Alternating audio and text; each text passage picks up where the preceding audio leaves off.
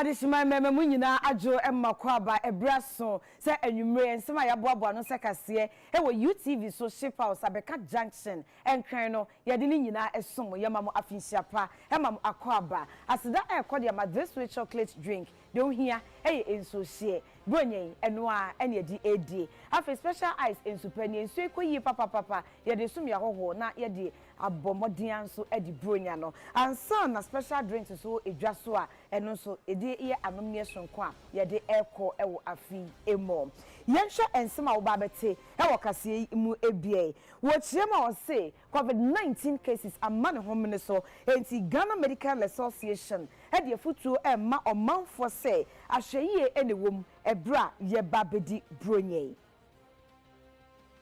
Mrashebedwam so majority leader akasa na de woka nyina ene se wode sobo ebom mrashebedwafie kasa mafo se oboapa na wotwintwan abanemu ewo budget ene ho nsensem esan ya de sedie bia wode betu dwa empanyifo anyantum ewo Ghana mrashebedwam enti yako ahafo health directorate no ede afutuo emma omanfo nyina se yedi bronya bia enso wom ye wani na wonya hweye ewo covid nhihye ya empanyifo ede agu akwam ama wom ni nyina eho yeba enkran so empanyifo adadwumadie biade efa ahye ho bambo ho ensem eho a wada na di na obehwe amiem yirekete ewo omai emo enkran mantem yemu ne daso eginai yeba bedi bronya na yede yen cameras eko apro no wo chirema wosi edwadie amane homene so ewo UTC ewo enkran esanse omanfo bibi na naji twi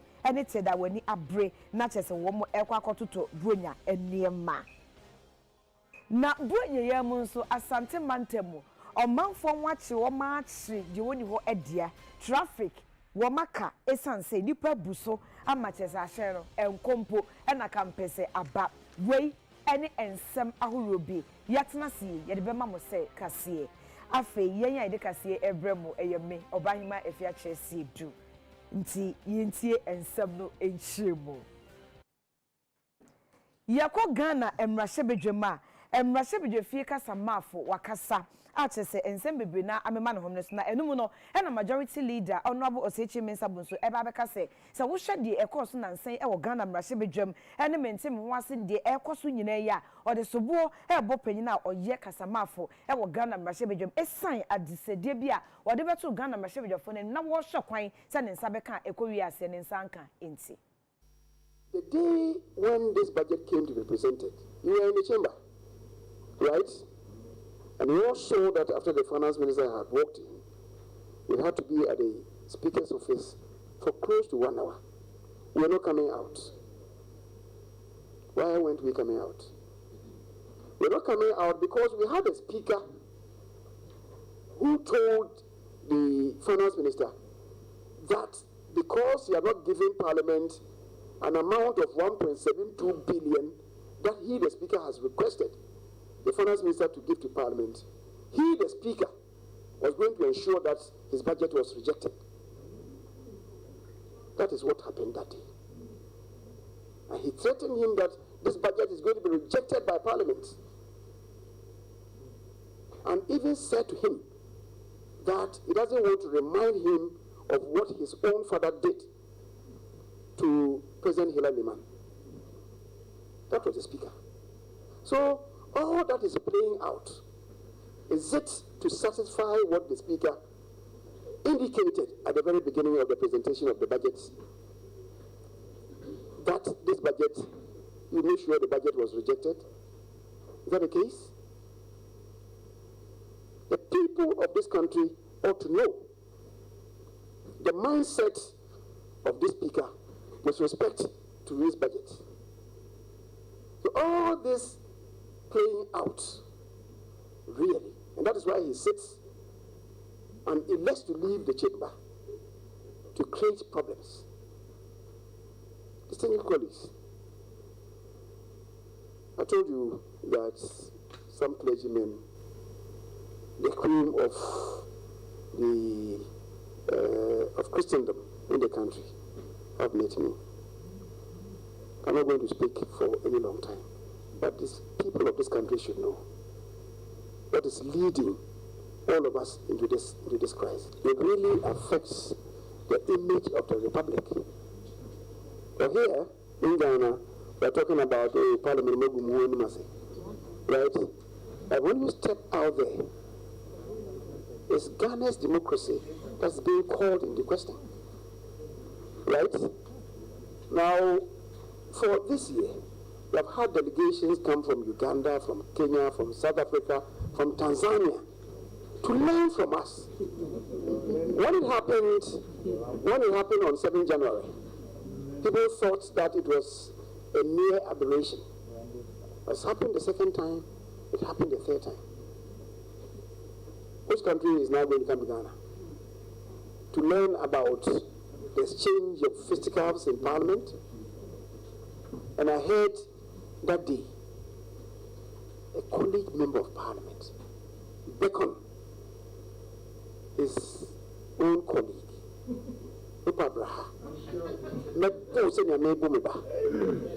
is Parliament an arena for brain power or for brawn? It was a day of shame. It was a day of shame. I was hugely embarrassed.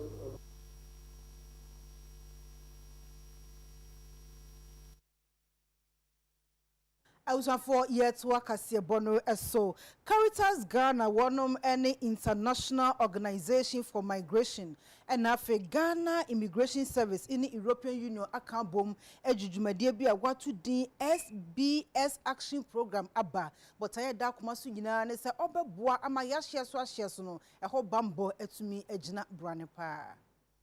Sa dwumadi ampinfo hwe pa ho ntoma wona ni so ade hunu ni so obehwe na Ghana ya hye so no bambo soronko atuma fa no ntoma pa ade afira ewo so na enkonko ba se nipa bi ebefa kwati kwa so abribi opebia wabowre omanu mu na abribi opebia so no wapie afira omanu mu ekoba sa omanu bambo eto ape baakofo enche damfo enti no woni ama yetwa ye ho ahia etise Cote d'Ivoire Burkina Faso ena Afri Togo ena eto nkese ehwese sa ni so ade huni ebetumi awiemu die communications officer Edma Caritas Ghana John Oheneba Aqua say eno chiremu edify yawo sa capacity no a bitumi ede ye ho agim ni ya bo aba no na ya strengthen your borders no so that international when SBS by no strengthening border security ebemu no nti eba ne sa no yenko ayenso yentumi ye sene aban so nko entumi ye no nti we initiative no buy no ya G2 yes yo ya ni Ghana Immigration Service ya ni Ghana Police, Ghana Maritime Authority, any other stakeholders we boom na ya push sa agenda we ama ya branch one mbaba wa person to kwan ya monfa kwan paso that's illegal ways no na no makasa na oma sa rethink oma sa dream view say no if you me fa kwan paso a fine metumi akọ obi ayin si o mo kwan but man fa kwan bonu so anko efese one ya jo if yomo pe nso ne ya de mo aba ye sebio 224 no we mu enso ya hwe na omo bia omo bai no omo ni adwuma bia ye nso Caritas Ghana bia boa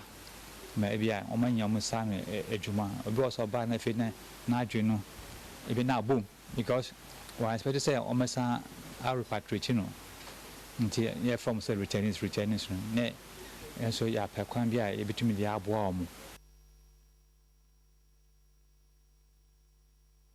Ebra Ghana for gu ahoboa so ekwa akodi bronyen Ghana Medical Association for edi nsem bia piedwa wo bo omanfo nyina akokọ se ahweyie ene wom esan se covid no wo chema ama no homene so ewo enkran ene asante mantam emo na yenko ne Dr. Justice Youngson ye Vice President ema Ghana Medical Association entwetwe nsemi eho enkomo Doc UTV suni official pal I think about say me aba bacho bi aboko de Doc wadaru ma mo hwa de na akeka bo ma ebretia imu covid cases ama no homene so won kran ene asante mantemo yeah, a woman say, almost say,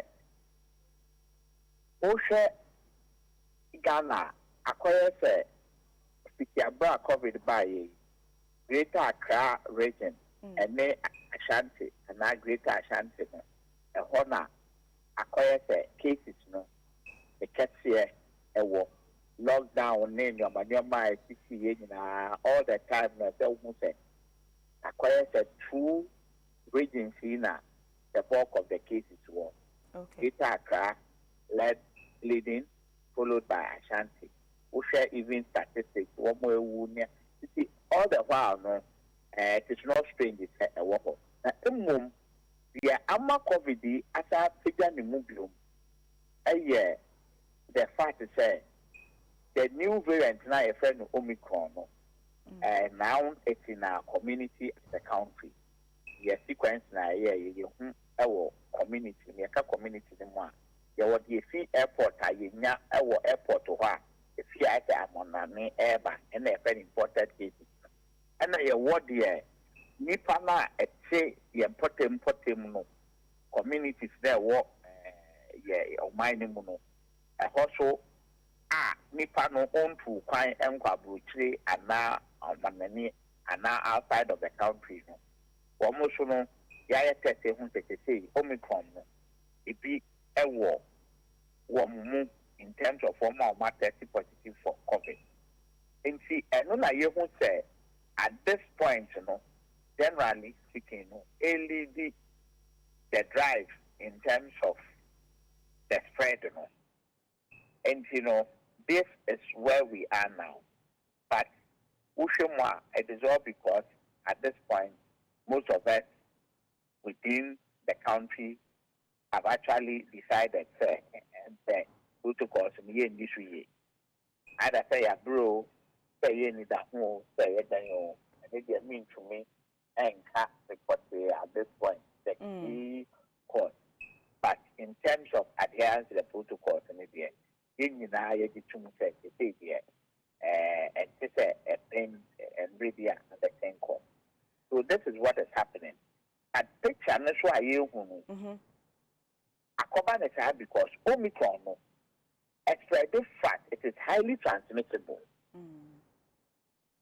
compared to the other variants. Now, you know that is the Delta, ne Alpha, ne Adena, you know that. And because it is highly transmissible, and Chakrana is in a papa, Kona, Copa, Sana, is spreading. And see, we share the doubling time and then a doubling rate in the show, and the show a more closer in terms of number of days, smaller or hours or whatever you want to take it, compared to the other variants. Once you have that sort of activity, a war community, then so the Jews want to say, ultimately, you have a lot more people getting infected at a relatively shorter period or time compared to what was happening. And it is therefore not strange, say, as we speak, Ghana Health Service statistics now, there 1 week, you see the cases keep going up at a very fast pace. And see, and no nama, they say, cases, you won't say, air cost.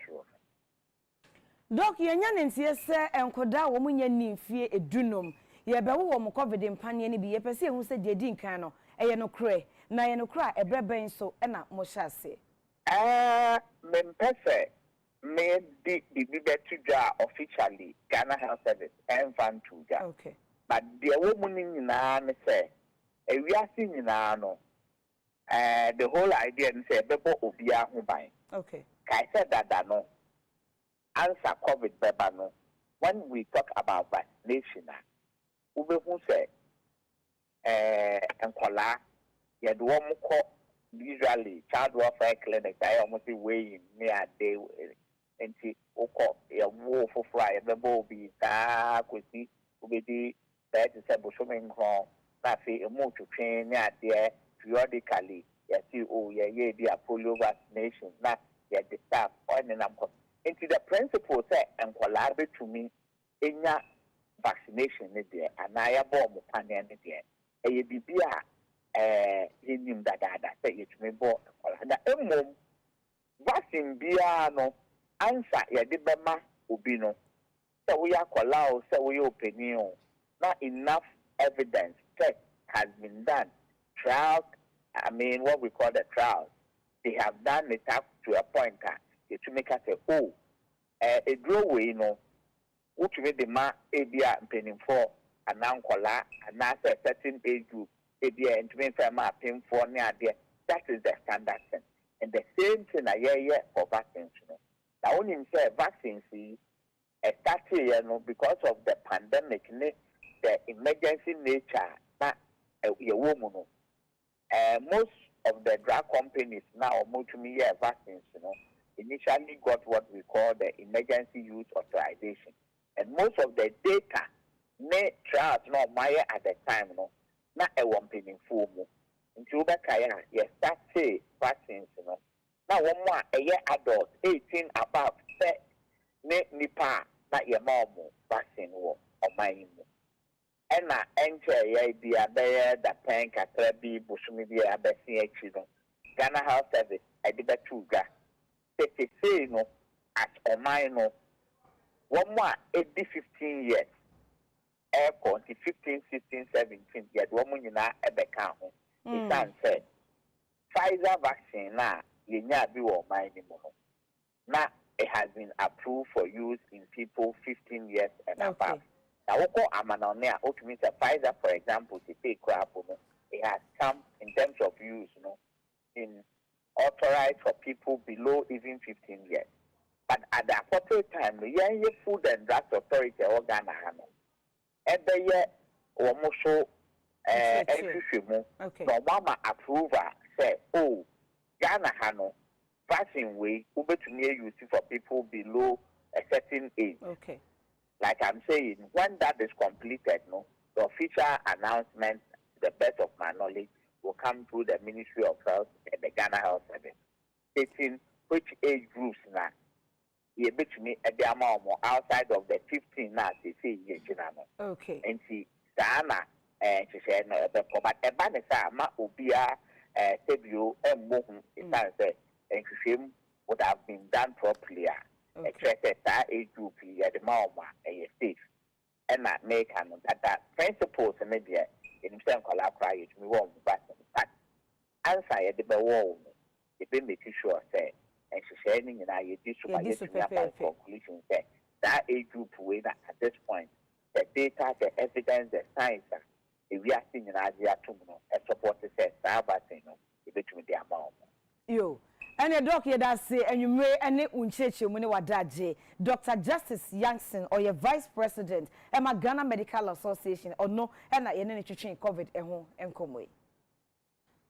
Yet what Cassia Bono eso na yenyan in TSA will call a half-man temua. One apomodin asueno di shape ye gua quanso, will be just washe. I'm a COVID-19 panian, no man for the door noir. Et me do who ashim is and say, I said, you didn't kind a first dose no. Ni padu do noir award, now so they toss me in the second one, dear. A binum, a Johnny. Wakasa echire mu se ne sayo so entino obema pomodi adwuma efoni bi ati wo ho agummonte so akwa fiefie mu asore dem ahodo so bewura fa akwa ye faka etukwan bus terminals ahodo so no obebo won sisi e wo honom na fa akwa nipa ebochi nkudodo pa so no eno so obema pomodi adwuma efoni bi akotena tena honom na obi bia woni pepa se obenante ana so obefaka akwa echi akwa panie no sese no ye de ato wa boboa no e wo se wo bana bewo na COVID-19 yarewa no otumi etu ase e wa hafomantamu Dr. Kwabena Boache Boaten no enene nsentwere for ekasa no de sanse mu nyina eto enanimu amra ye wo ha pekase de no nya prepa e be wo do obu wo first dose ni wi a owi Johnson & Johnson kwa ya mo pe e wo ba da ke na yi no bo se minu no e wo ne tenti ye ne DJ chia ye be na wo ni ye strategy ba ko ne say de ye nyina sa wo hospital health center no ye the mobile campaign fa ye semini what I say so teams the mobile teams are called a fee and mobile media house. The ABC teams. That is a yes, I'm person. I can say, what you are done, home business. That is what we are doing. You must say, on the fee, so I'm not a person.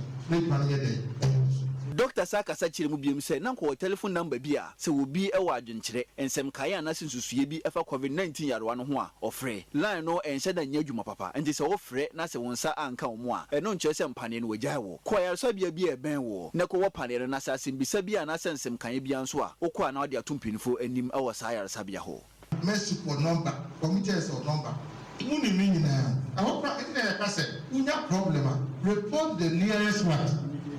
And literally they say, "Oh, my committee will be number. Let's not pretend. What choose bra? Committee officer one. What number? Patwata said. Until I will not tie close to you. Patwata said, especially the Adiasa. So Adiasa they don't have no problem. You take a car and go to the next facility. For her. No matter some say it's a rural region. Facility will be there. In fact, a dozen.